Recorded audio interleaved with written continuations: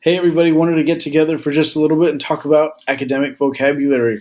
How important academic vocabulary is not only to be planned for, but to be taught in a very specific way, your own style, but just to know that academic vocabulary is important for students to learn and how we can kind of push that not only for our on campus learners, for our remote learners as well, but especially for those students who struggle with vocabulary.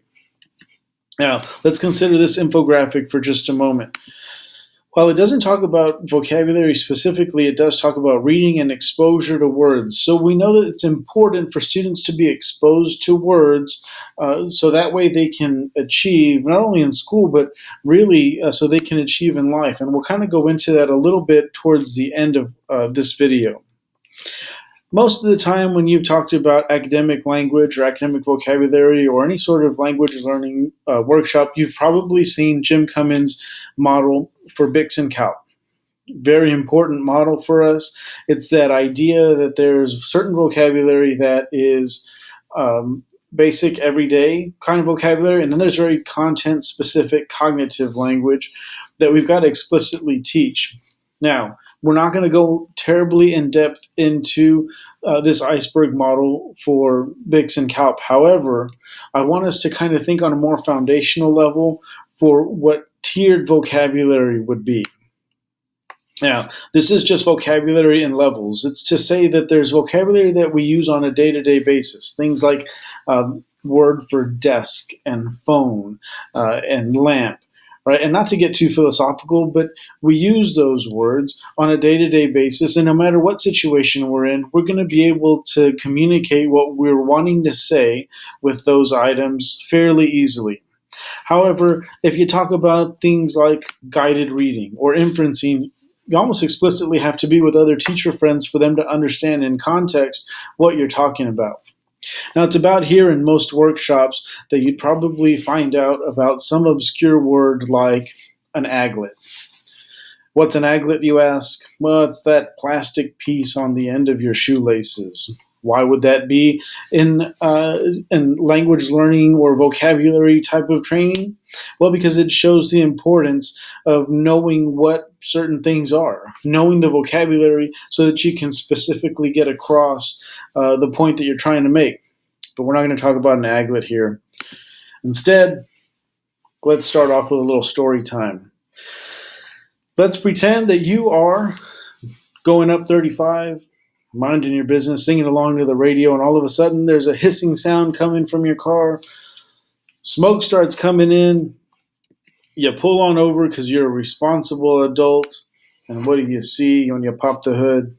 Thankfully, it's not smoke, it's steam. There's a hose that's been busted, and now all of a sudden you got to get it replaced because you got to get to where you need to go. All right, well, I'm a pretty independent person, so what do you decide? You decide there's an auto parts store. I know that it's the hose that's messed up. You give a little tug on that hose because you want to go get the new one from the auto parts store, and you realize it's being held in place by a clip. You can't take it out.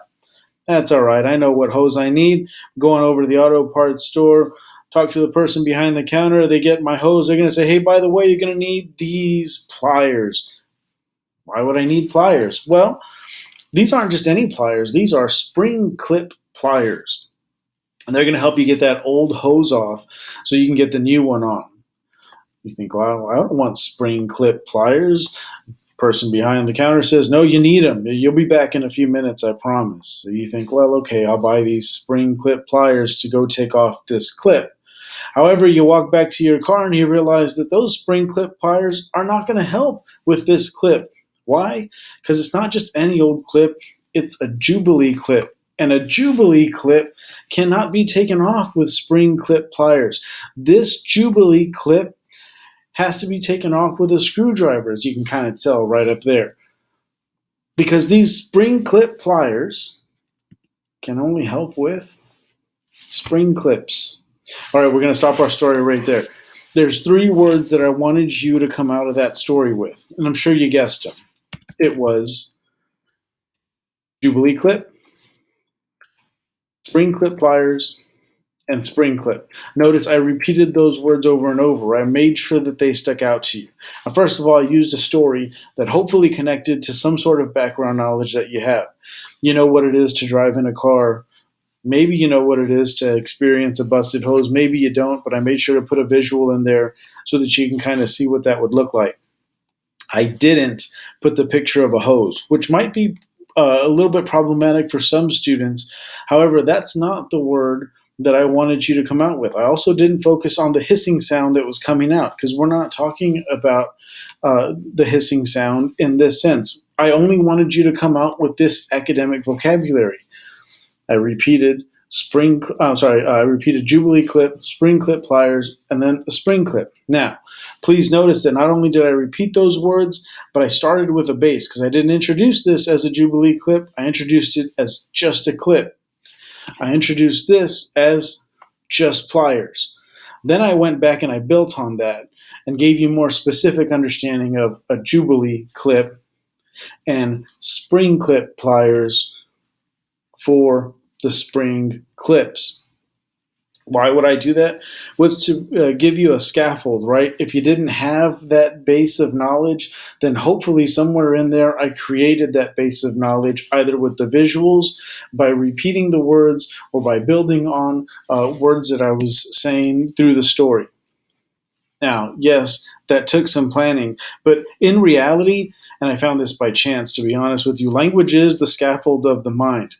It's one of the bases for communication. While yes, our body language will talk for us many times, we have to give language learners language support. So we scaffold words. Now, let's talk about how that would look in an academic sense. In Leap Forward, a first grade ELAR academic vocabulary word is dialogue. But let's say a student doesn't know what dialogue is. So they ask you, what's dialogue? And you say, well, it's conversation. What's a conversation, they may say. So you can always use something like a comic to give students a base. They've had conversations before. They just need to see it on paper, right? They need to be able to take what they already know and bring that on out of them and build that foundation for what dialogue is. Now, it's important that we build that foundation. You're not necessarily giving new information. You're not necessarily offering up a new foundation. You're just connecting it. You're using some sort of bridge to build on that foundation. Why is that important? Because then that can take you on to even more lessons, right? Let's say a fourth, fifth grader, whether they be remote or in person, doesn't know what dialogue is. You put up a visual. Now you're talking about things like quotation marks in writing. To give kids explicit understanding of what dialogue is and how to show that in writing, that can lead you to all sorts of conversations. The idea that I'd like for us to come out of this as an overarching theme, whether your students are on campus or remote, just as language learning teachers, is it's important to plan for this academic vocabulary, and it's important to teach it in such a way that it allows for a springboard, right?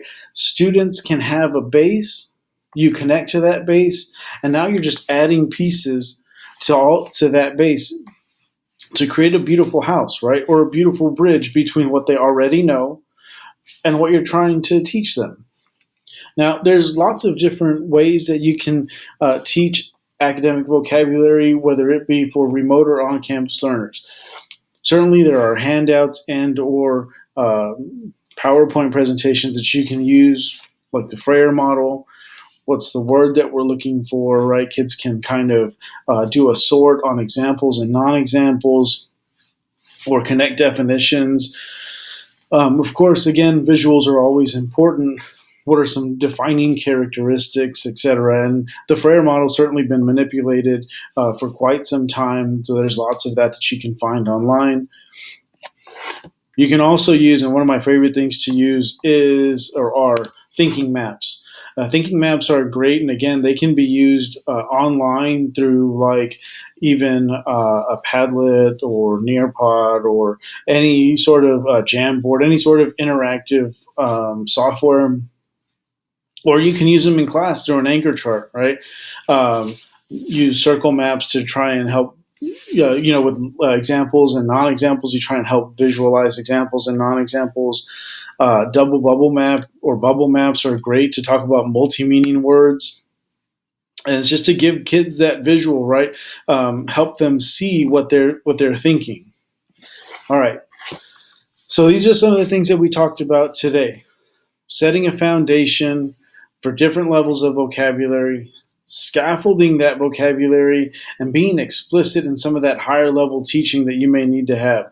Language learners need that explicit teaching, but before you can get to that explicit teaching, you've got to give that base. And you're not watering down content, you're giving a base because you know where you need to go with that. You're not offering comics and stopping there. You're offering comics and you're going to continue to build on that. Now, why did I use, or rather, I used a mechanic story for a very specific purpose. In order for a student to graduate from an ASE certified class, they've got to take an ASE certified, that's a mechanic certification test. That mechanic certification test is written at a grade 14 grade level.